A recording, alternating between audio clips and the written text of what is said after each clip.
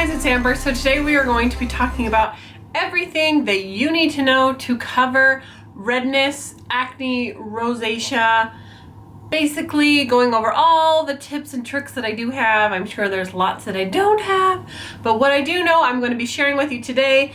And this was a requested video. Someone asked how to cover the redness and keep it to last, so I figured why don't we just do a big roundup that I may have mentioned here or there in separate videos and put them all in one video. Alright, so I have been testing out a ton of different products for redness and rosacea, specifically in the green category. I have a whole separate video on that I will link, so that'll go more in depth of the different kinds of green concealers and primers and stuff like that. So first off is I would make sure that you cleanse your skin well and make sure that you're using a skincare that is for sensitive skin or that is not going to be aggravating the redness. If you're using acne products that are too harsh for your skin, they can sometimes make your skin more red or peeling, and it's really hard to cover up peeling skin, things like that. So it's really crucial that you find your right balance, and I can't tell you what that is because I don't even know what it is for myself.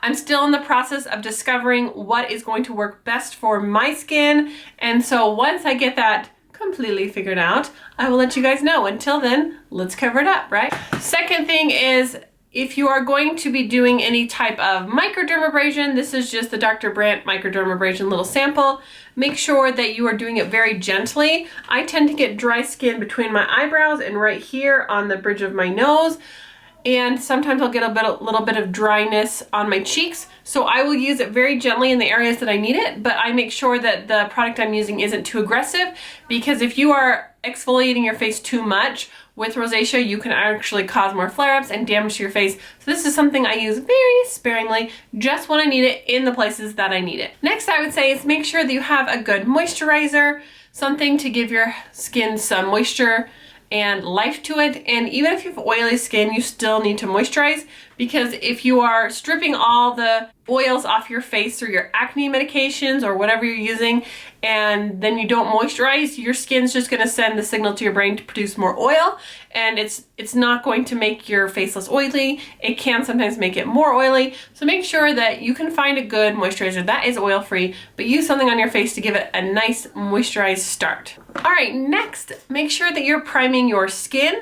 My favorite holy grail primer is the Hourglass primer, which is really expensive. I also really like the Mary Kay primer. I'm almost done with this. And also you could use a green primer. Now for me personally, I don't feel like a green primer is going to make like the heavens are opening and raining down wonderful non-redness on your face, but they can help. So I will go ahead and just apply this all over my face. If anything else, Smashbox is a good product. So if you're looking for a primer and you like the Smashbox formula, you could try the green one, but just know it's not going to be like, oh my gosh, this makes the world of difference. So just be gentle when you're applying it. I sometimes am too rough with my skin, and I know that, but. So what a primer basically is going to do is it's going to make sure that your skin is mattified, and it's also going to make sure that your product is adhering to the primer, and it's going to make your makeup last longer. Okay, next kind of in the family of priming is color correcting. Now, if you have severe, like, age spots that are more red, if you have like more redness than I have, I mean like blazing red, like primary color red on your face, you can use a color corrector. You have like specific areas that are very red, and you take a very small amount of a red concealer. This is the one that I like the best. It is from Dermablend. It is their Smooth Indulgence for this concealer. You can put it just on the areas that you need it, but just very sparingly. Now my favorite option is my Holy Grail product, which if you only get one product that I talk about today, and I don't get any commission from this or anything, this is not sponsored by them, it's just something I do really love, is the It Cosmetics by Redness. So I can just take the smallest amount, and you can use a brush, but I find it's just as easy to brush it in with my fingers. And if you have very pale skin, this may not be a good option for you, as well as if you have medium skin. If you have darker skin, if you have redness, you probably don't notice it because your darker skin will hide it a little bit better.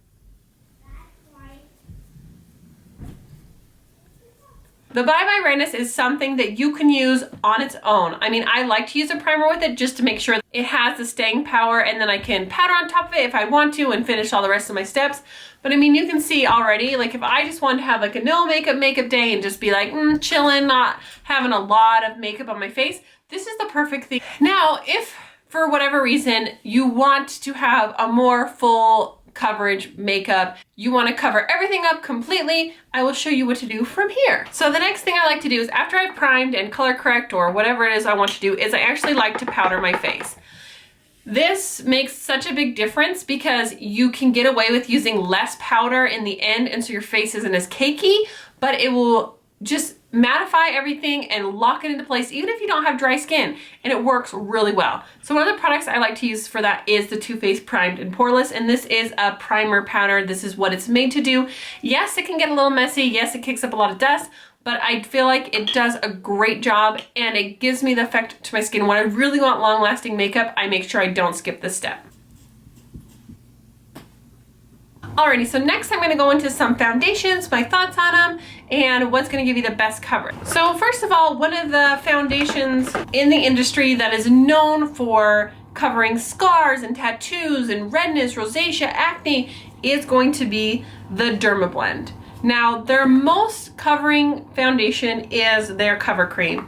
And I do have a video where I've used this. I've had reviews on this. It is a great product. Now, this is going to be an extremely full coverage foundation. This also can be used as a good concealer. You can totally skip the color correcting if you would like to and go with a heavier concealer, or you can color correct and go with a lighter foundation. It's really going to be your personal preference, but I'm just giving you some options so you can find out what works for you. So this works best if you kind of get it on your finger and actually apply it with your finger, because it kind of melts into your skin and you kind of can work it into the back of your hand at first. And then if you want to use a brush, you could pick it up from the brush and kind of apply it that way. You want to make sure that you're not like rubbing it on, because sometimes you can wipe off your foundation or your concealer that you have underneath, but you want to make sure you're pressing it and tapping it in like this. And this can be a great foundation if you really need to conceal and hide a lot. Next, they have their Liquid Smooth Camo. Now this foundation I find is best put in a very thin layer. So this is one that would work great for color correcting, Bye Bye Redness, and then applying this. And this works the very best with a beauty blender. That is the only way to apply this. I've tried fingers, I've tried different brushes, and a beauty blender, beauty sponge is the way to go to apply this. It just applies it flawlessly, and you will just be so much happier if you use that. Okay, for drugstore, if you're looking for a full coverage foundation, I would suggest the 3-in-1 CoverGirl Outlast. This can get a little cakey, so you do need to be careful with it. When I say it's full coverage, it's full coverage, but this is a great choice if you need something that's going to be quick. This does have like a primer built into it, so you technically can skip those other steps. Just play around and see what works for you, but this is a great one.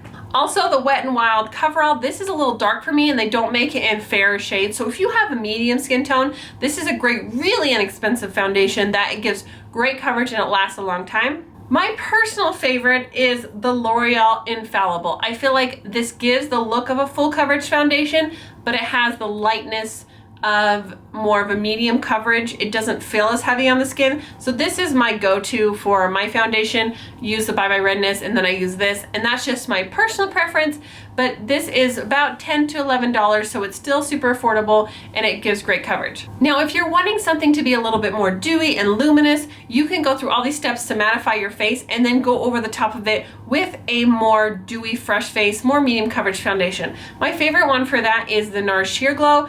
This is one that gives a more life to the skin. It doesn't have that completely matte look, but this is one that you're definitely gonna have to use in conjunction with the concealer, because for me, the coverage isn't enough just on its own. So another thing to remember is if you're not color correcting your redness and your redness is just straight out there, is that your skin will cover the redness better the darker your skin is, the closer that it is to redness. When your skin is really pale and then you have the redness next to it, the difference is going to be quite drastic. Now the tanner that your skin is, the naturally more it blends into the tone of your skin, and the redness is much easier to hide.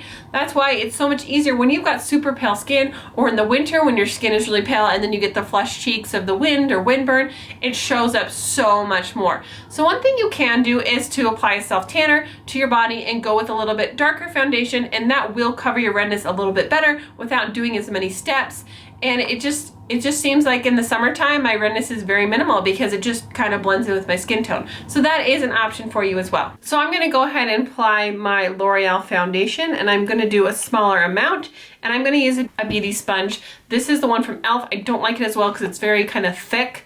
So I probably wouldn't recommend this one, but it's what I got and it's clean, so I'm going to use it.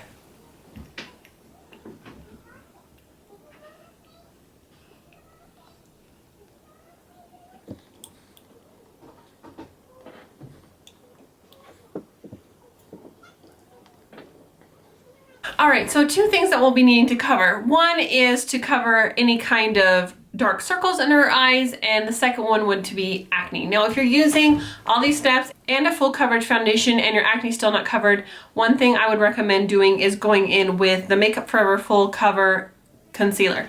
Now if I have really bad acne, actually when I'm just like in the step where I'm color correcting, I will actually take this and I will put it kind of thick on all of my really bad bumps, and then I will go through powder, foundation, and then if I need to I could touch it up. Where I don't have anything really drastic at the moment that's going to be acne, I could just take this and cover up anything that I need to with a concealer that matches my skin tone.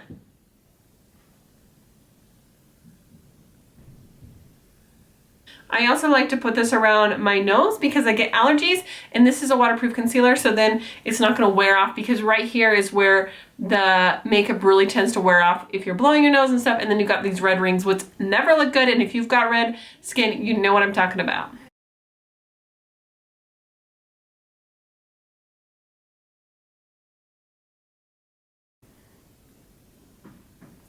I know there are a lot of good options for a full coverage concealer out there, so if you've got a Holy Grail concealer, just use that. Okay, next, as far as covering up dark circles and highlighting under the eyes, you want to be careful with your highlight shade. Now I like to use something that's a little brighter to help brighten up my under eyes, but if I have a lot of redness, if my face is really freaking out at the moment, that is not something I really want to draw attention to, because the lighter my foundation is, the more my redness shows through once it starts to wear off. So if I really go overboard and make this area really light, it just seems like over the day when your foundation starts to kind of wear off, then you can really see the redness shining through. So if you're having that problem, maybe try not highlighting under the eyes as much, or bring it down a little bit, but don't bring it down all the way onto your cheeks quite as much.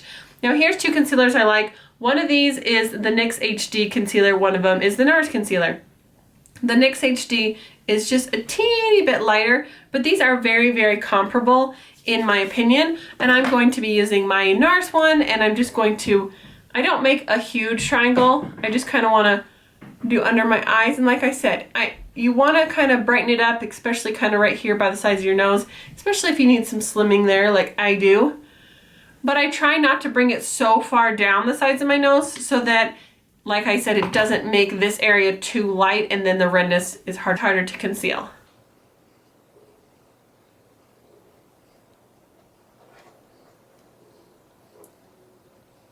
And again, only do this step if you feel like you really need it. If you don't feel like you need the brightening or you have dark circles, then I would just skip this. And if you do want to, you also can just use the same tone as your foundation concealer under your eyes as well. And that way it all hides just right in there. Alrighty, now some tips for covering acne. Now remember that covering an acne bump is always going to be easier than covering a scab. So if you can, please don't pick at your face. I know sometimes you can't help it, but it is really hard. I know sometimes there's those little white bumps that just seems like it'd be so easy to extract, but then it leaves like an open sore, and makeup is not gonna stick to that. If you have legit open sores on your face, like, I don't know any makeup that will stick to that, and honestly, I don't know if makeup should be in that. It's probably not feeling very great on your face. Also, what you can do is take a little tiny brush and just barely tap it on the actual pimples itself, and then you don't feel like you're like highlighting this whole area right there. Especially if you have dark marks, you could just use a little bit lighter concealer and just tap it right on, and that will help diminish the appearance of that a little bit better. So now I'm going to go ahead and powder. Because I am keeping my under eyes a little bit lighter, I'm going to use this shade from my e.l.f. contour palette under my eyes.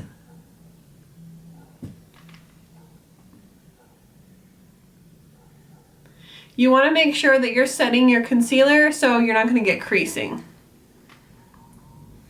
Now with the rest of this, like honestly, my face is pretty matte. I could totally get away with not having a powder on and be totally fine, and it would make my skin look a lot less cakey. I'll give you kind of a close-up look here. If you do want to set your face, a great powder that I love is the MAC Mineralized Skin Finish in Natural. This is a great one. I'm just going to go through kind of my T-zone here.